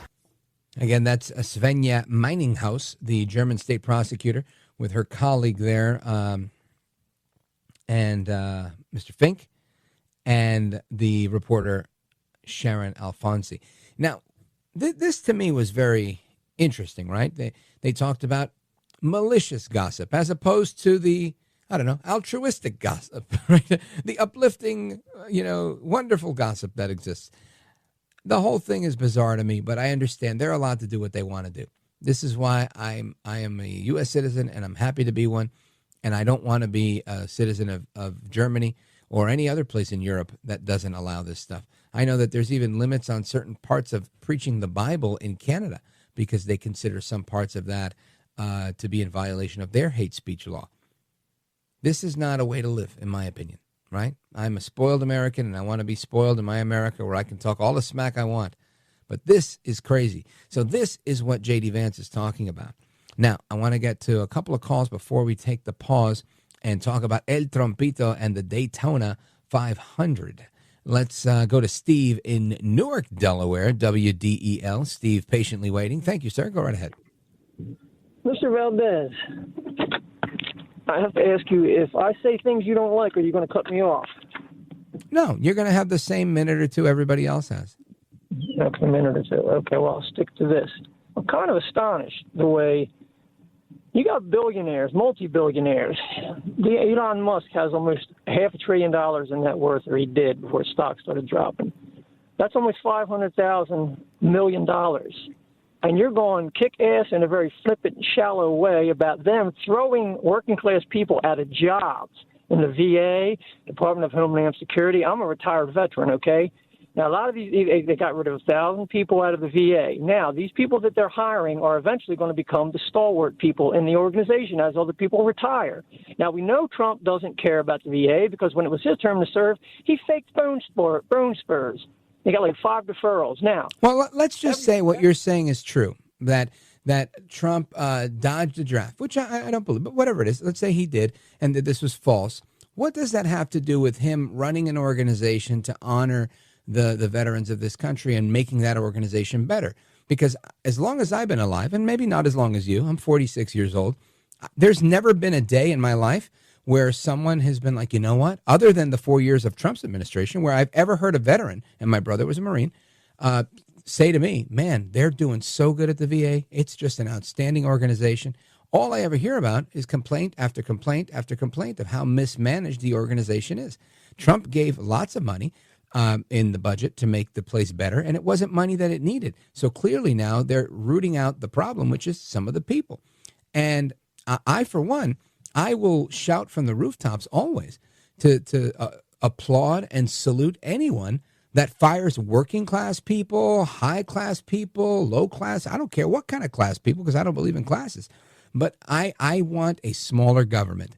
I am a radical that likes dirt roads and a water pump where I could put my own fire hose, right? That's how radical I am. But I realize not everybody's as radical as me. And, you know, I want to ride a horse in the street and not have to have a horse license. But I realize I live in the world that we're in. So maybe I don't get to ride my horse and buggy around without license plates on it. And maybe I don't get to police myself and do what I got to do. But I'm still going to be very grateful and very thankful when our government is reduced, because we just don't need all of that government. Steve. Yeah, that was very shallow. You don't know any of these people. Well, I don't claim to be of substance or of depth. I'm okay with being shallow. I work on radio for a living, so it's not really an insult to me. But at the end of the day, I think I worked in government, right? I worked in government, and I thank you for your service as well. And what I can say to that is I was disgusted with what I saw when I worked in state government, when I saw how people abused the tax dollars and realized these people, I don't need to be funding their summer home or their regular home or paying their bills, because this is an unnecessary job. And if anything we've seen in the last four weeks or so of the Trump administration with the Department of Government Efficiency, it's that they've unearthed and put this on display. Would you agree with that?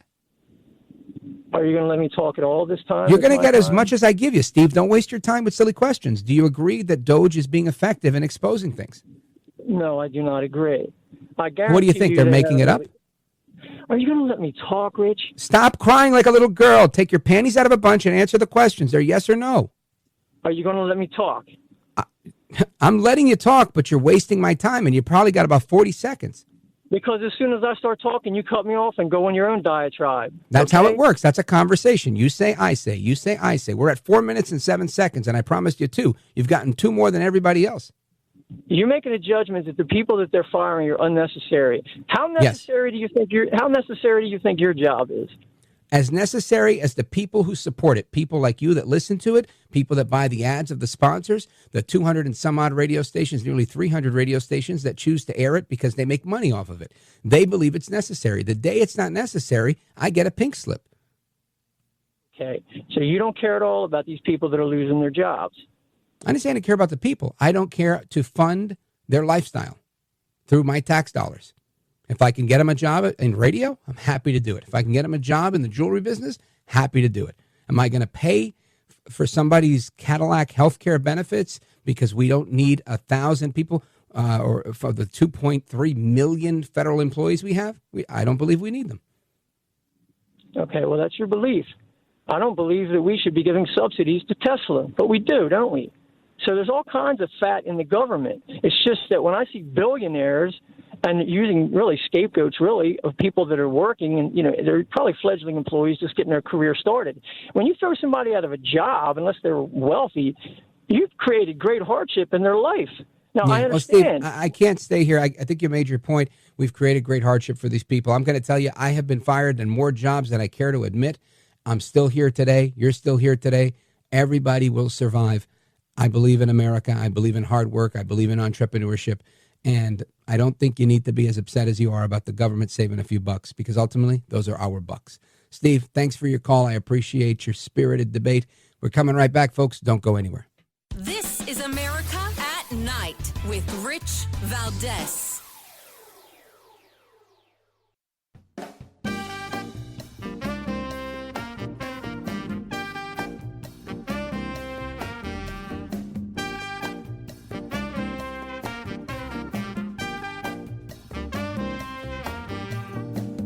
All right, amigos, welcome back. And we're about to have a discussion on El Trompito Donaldus Magnus, the 45th and 47th president of these United States, El Presidente, and his lap around the Daytona 500 yesterday. It was a great thing to watch on TV. We've got somebody who was there live on deck who's going to give us the play-by-play. Kristen Smeehuyzen is going to be joining us momentarily, and we're going to get into that. But President Trump gave a brief address on the, I don't know if it was a walkie-talkie or his cell phone, from the Beast, his presidential limo that was racing around the Daytona 500 track. And, of course, he started off by saying, "This is your favorite president." This is your favorite president. I'm going to play the rest of that clip and give you the full address, the full salute that he gave to the NASCAR peeps at the Daytona 500 when we return. Of course, we're going to get to your calls as well. So if you're online, hang on. The phone number, 833-4825-337. 833-4-VALDEZ is the phone number. We're coming right back with our guest, Kristen Smeehuyzen, who was at the Daytona 500 and got to see President Trump take his lap in the presidential limo at the race, which is pretty cool. Folks, keep it locked right here. It's Rich Valdez. We're coming right back.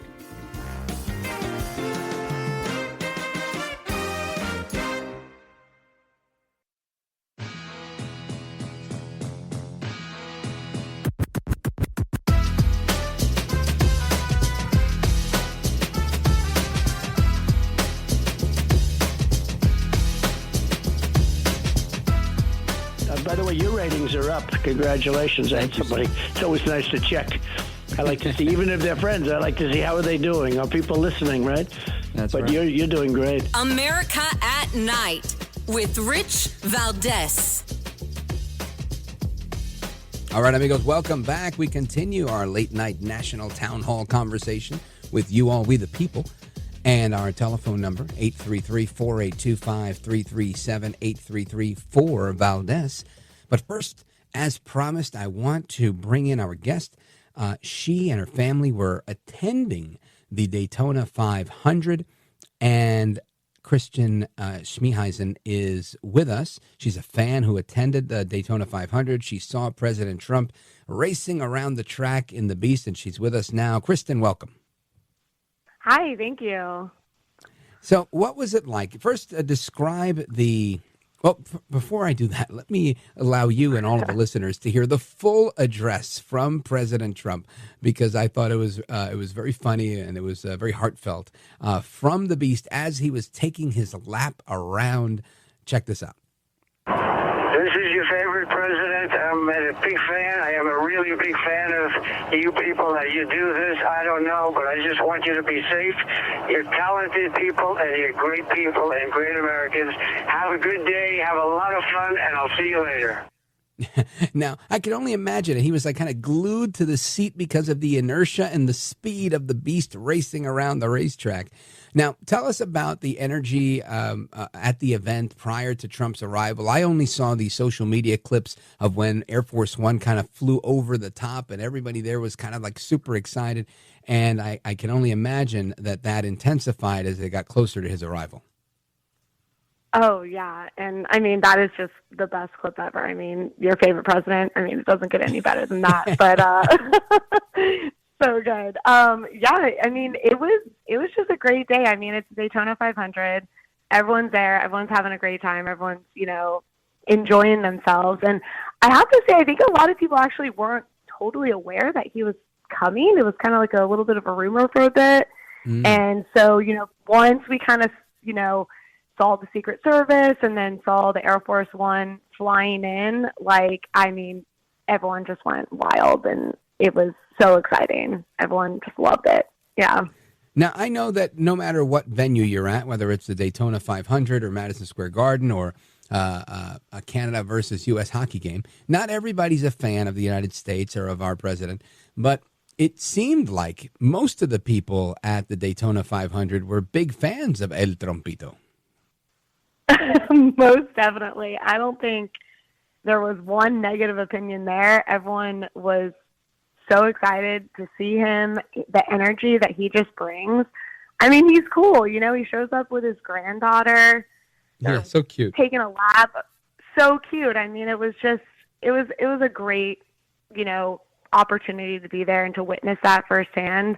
To see, we were standing right by the gate and got to see the Beast drive in and drive into the track, which was pretty phenomenal. Saw Eric Trump through the window. He actually gave a thumbs up to my sister, which was pretty great. Oh, how cool. So you guys really had a bird's eye view. Yeah. So, okay, so as you're there with your family and you're like almost in the pit and you see the Beast pull up, you see the first family pull up with the president. And the crowd, I'm guessing, is, electrified and really excited that they're getting a presidential visit. What happens from there? Everyone just, I feel like everyone's just so excited to see him. He pulls in. We actually we were kind of out on the outside and eventually made our way back in. He gets out, he waves to the crowd.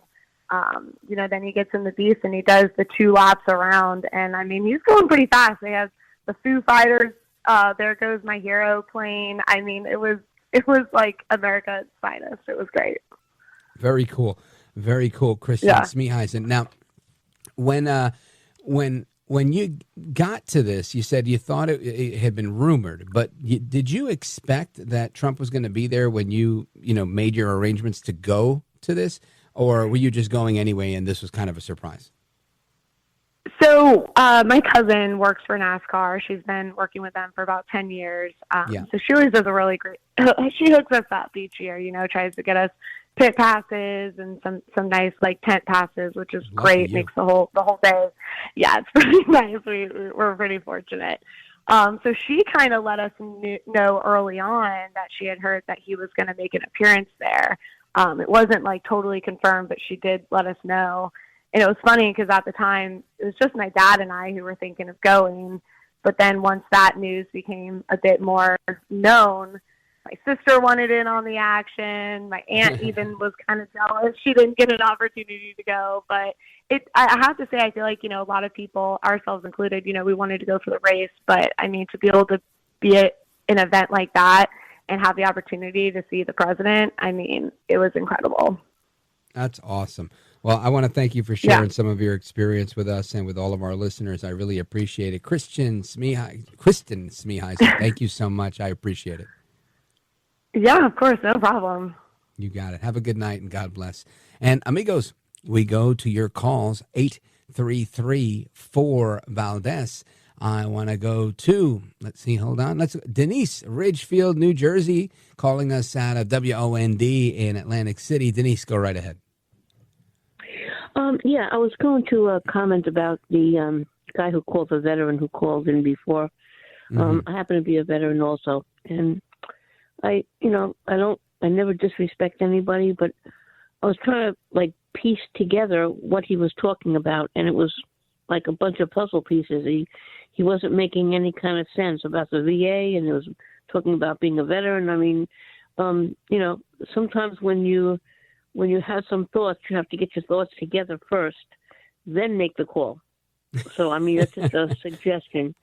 Yeah, I gave him 6 minutes and 7 seconds. That's about as much time as I gave the first segment of my conversation with Byron Donalds last week.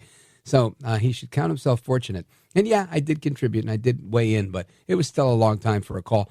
And I really wanted to give him, I try to give everybody who disagrees, a fair amount of time, as much as the next guy. He got a lot more. And ultimately, I understood his point, right, Denise? Maybe you didn't get it. I think at the end I finally got it, which was he thought it was wrong to be flippant about people losing their jobs. And I just needed to double down and let him know, how else am I supposed to feel, right? I mean, I guess I could say, I feel really badly for these people, but our government needs the reprieve and it needs to be smaller. Okay, I could say that. And I do. I wish them the best. This is really not a personal thing, because the federal budget is not a personal thing. It's personal to me, right? To me and my family and the taxes that we're paying. So I think you make a really good point as well, and I always thank you for your service as well, Denise. Are you in Ridgefield or are you in Atlantic City? I'm in Ridgefield today. And I must tell you, this is kind of funny. I think about 30 years ago, they had a tightening up, they were trying to tighten up the government, where there were, people were selling the government a hammer for like $60 or something like that. I mean, that went on, in the late 70s or early 80s or something. I don't know. But, yeah, I mean, the government does need a tune-up. And I just went to our congressman. I sent a note to our congressmen and our senators down in South Jersey, because I'm a dual resident. We give way too much money to other countries. I mean, we're giving billions of dollars, like $50 million to this country, and I mean the programs in the countries, it has to stop. And maybe Elon Musk will kind of instead of taking a slicing, a paring knife, he'll take a hatchet to all this the nonsense. chainsaw that they've been criticizing him for. Well, Denise, the good news, and I agree with what you're saying, the good news is that Trump's been there for 3.5 weeks. In the first week, or the first week and a half at the latest, we stopped all foreign aid.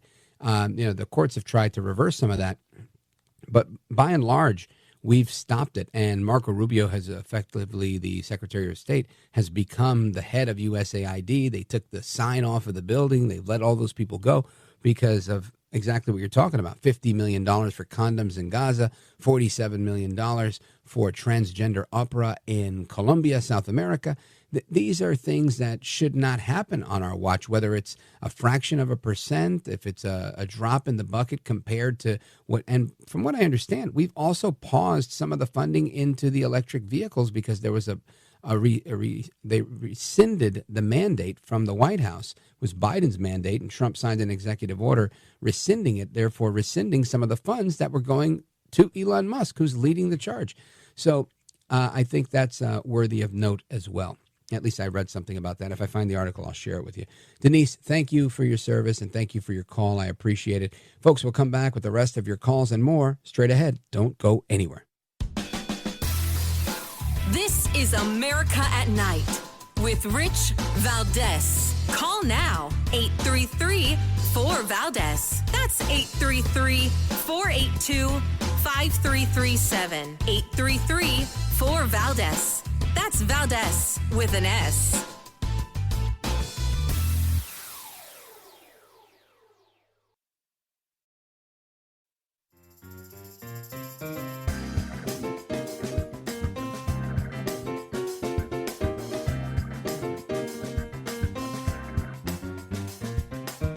Call now, 833-4-VALDEZ. That's 833-482-5337. 833-4-VALDEZ.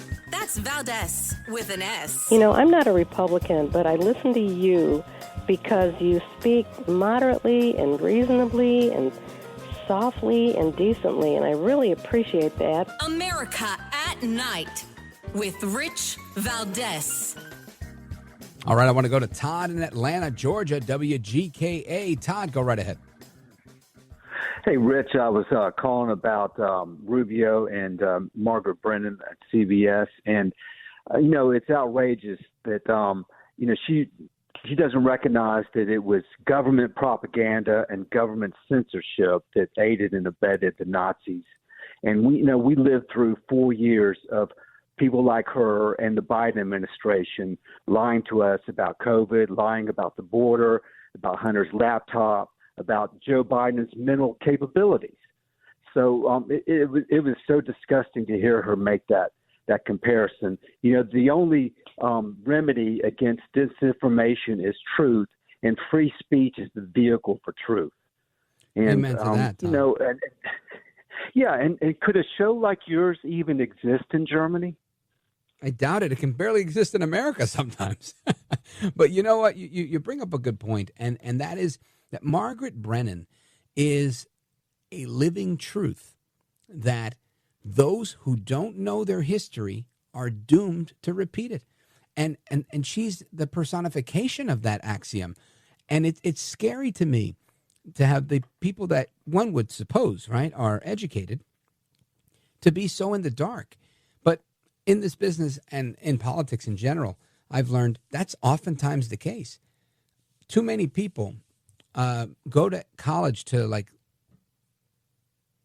unlearn, right? Unlearn their common sense and to be indoctrinated. Many years ago, I volunteered in the ministry in my church, and I remember the visiting preacher, saying that many times the most effective ministers are from the church. They're in the field and they're not professional, meaning they didn't go to seminary. And he would correct himself and say, I mean cemetery, because that's where good ministers go to die. And I always, I thought it was funny, a tongue-in-cheek type of reference, but I didn't realize how serious that could actually be. And it holds true outside of seminary becoming the cemetery, right? It's also true for people that are looking for education in so many areas where they can be undereducated or even uneducated when they leave college as a result. So, Todd, very good point, and thank you for making it. You're right. If not for the censorship from the Nationalist Socialist Party, the Nazis, we wouldn't even have had a Holocaust. Todd in Atlanta, Georgia, WGKA. Thank you, sir. Let us go to Jane, Saratoga, New York, WGDJ. Jane, go for it. Hey, Rich. Okay, very quickly. You did such a good job with that guy. I'll tell you what. You are smart, and people like that, the last thing they can deal with is rational thoughts. It makes them go crazy. And you, I told your call screen, I said, you stole his ammo before he even got his gun out. So, really, you did a great job, and the way you handled it was so great. And thank you, Jane. I'm proud of you, really. Oh, I appreciate that. That's very kind of you to say. And I don't mean to, belittle anybody or besmirch him in any way. I'm just, standing my ground because, he was coming at me. And we got to stand up for the truth. Thank you, Jane. Let me see. I could do one more. Et tu, Brute. Let's go to Brute. He's in Albany, New York, also on WGDJ. Brute, go for it. Hey, Rich. Thanks for taking my call. Yes, sir. Listen, Doge, I just want to comment on Doge. Thank God for Doge. Doge discovered an AIDS assistance program, and LGBT, they were protesting its cut. But Trump had decided to let it through. However, that AIDS program is massive. They never even gave a figure on how much that cost. It goes, it helps out 55 countries for AIDS assistance. We are not the world's doctor, and I am very much against having our money, my tax money, go to help people who practice that lifestyle. So, yeah, listen, I get you. And listen, I just want to make a point that on that point, you're right, right? This is, it's foreign aid, and how much foreign aid can we be involved in? I get that part. But the bigger part of this that I think I guess the second shoe to drop with all of the Doge stuff, is my hope, is that we're going to find out we don't really spend $50 billion helping these countries. We spend a handful, and the rest of it goes into the pockets of this organization and that organization and that organization. This is no different than the crooked kickback schemes that you see that builders use on big building projects. Where they, we're going to get this guy. Yeah, call Tommy, he's the plumber. Call this guy, he's doing that. And everybody's billing way more than they're doing, and everybody's eating good, right, at somebody else's expense. That's exactly what we see happening here. And sadly, lamentably, we can't afford that, right? This is not a union job where, it's some private bank or some developer's money. This is our money, taxpayer money, and it's got to stop. Brute, thank you so much for making that point. I appreciate it. Folks, I'm going to pause right here, coming back to your calls and more. We've got Chicago, Idaho, Montreal, Canada, Charleston, South Carolina, and so much more. Don't go anywhere. This is America at Night with Rich Valdez.